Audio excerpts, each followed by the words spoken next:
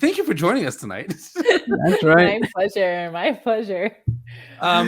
Let's start off with that. Normally, I go into asking people how their life story and what they do and how they got there, etc. But I want you to do that. Talk about who you are, where you come from, what your story is. Like, we know a lot about Yermi's side.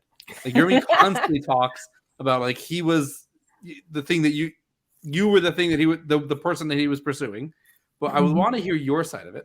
But also, like, what you do now, how you got there, but also, where did the smile often do more thing come from? Because that's huge, and we see that it's a part of you. So take it away. The stage is yours. So where am I starting?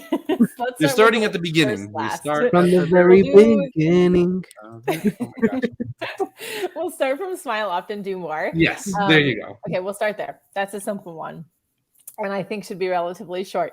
Basically, all throughout my life, it's always been my thing. I think if you would ask people describe Liam in one word, what would it be? And it'd be she has a smile, or she is a smile. And like, I remember from a very young age that was like my thing.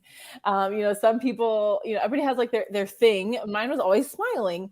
And I remember my Nana telling me, I was 16 years old, and she said to me one time, she's like, as you grow up, and sometimes as you go through high school and you go through those teenage years, like it changes you.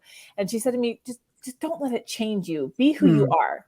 Like, don't let all this stuff that happens to you in life change you. Just stay who you are. And so I remember that was really impactful on me as a young person.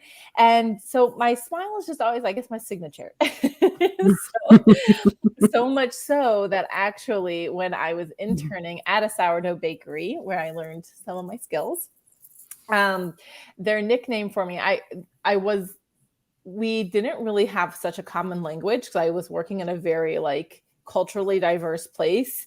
We had Ethiopians and Israelis and all the mix in between. And so really we didn't have, English wasn't such a bridge of a language, and my Hebrew wasn't so good. So they were trying to teach me Hebrew. I was teaching them English. And then, you have Amharic in there. And then, so, it's a great language thing, but their nickname for me was Banana.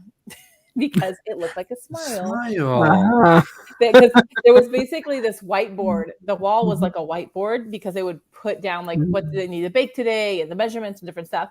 And so on it, they were that's how we would learn words. We draw the picture of the word, and then we'd learn the word from that. So wow, that was my nickname. Cool. Very cool. I love that. Always smile. How do you always smile? It's 5 a.m.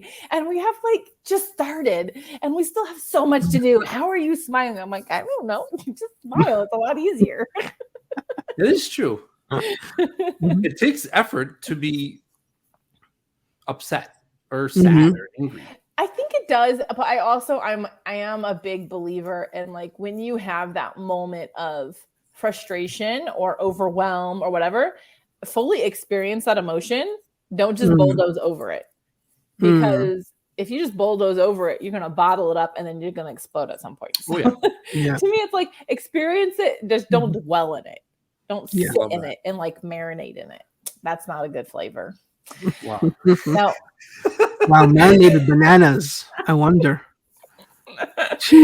So then that's where smile often do more is kind of if happiness is part of your life, you're able to accomplish more, you're able to do more, and instead of just getting stuck. And I am, like you said, aware of many hats. There is a lot that I do in my life, so I guess it's a good mantra for me. Yeah,